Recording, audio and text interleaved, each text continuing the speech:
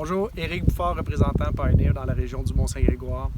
Avec les périodes présentement de sécheresse qu'on subit, on voit le maïs qui est en condition de stress extrême et on se pose la question à savoir si le soya subit les mêmes symptômes.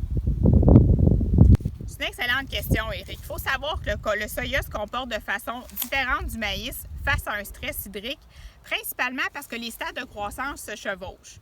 Puisqu'on sème des soyas qui ont une croissance indéterminée, les plants continuent de faire des nouvelles feuilles une fois la floraison débutée.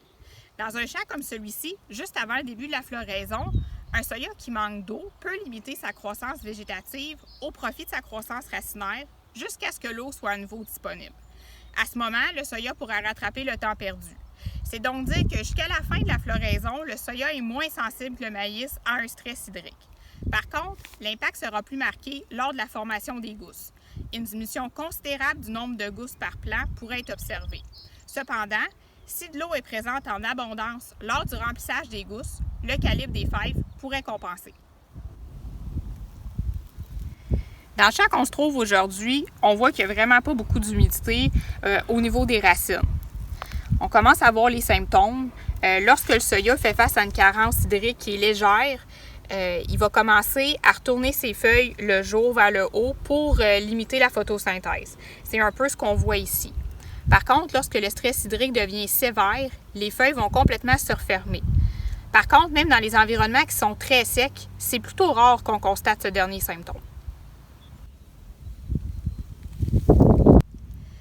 Puisque plusieurs éléments essentiels au développement de la plante entrent par les racines, une absorption diminuée d'eau peut donc induire une carence temporaire en certains éléments.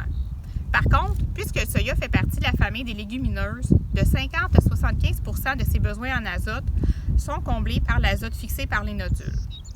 Plusieurs études démontrent que la nodulation ou la fixation de l'azote peuvent être affectées par des périodes sèches prolongées. Vous pouvez rapidement faire une évaluation de vos champs. On souhaite avoir à 2 à 3 trifoliés, comme au stade présentement, soit lors du début de l'activité des nodules, de 8 à 10 nodules de 2 à 4 mm par plant pour atteindre 8 à 20 nodules avant le début de la floraison. Les nodules qui fixent activement l'azote seront roses ou rouges à l'intérieur. Si vous voyez des nodules plus petits qui sont blancs, ils n'ont simplement pas commencé à fixer l'azote. C'est tout à fait normal car les nodules sont actifs pendant environ 6 à 7 semaines. De nouveaux nodules s'ajouteront donc tout au long de la saison. Si vous observez moins de 5 nodules par plant, prévoyez réévaluer la situation dans une semaine. Si le nombre n'augmente pas, prévoyez faire une application d'azote pour venir combler les besoins des plants. En conclusion, le soya n'est pas pour le moment à un stade critique pour le manque d'eau.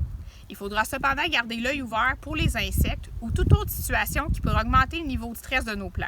N'hésitez pas à vous adresser à votre représentant Pioneer si vous avez des questions.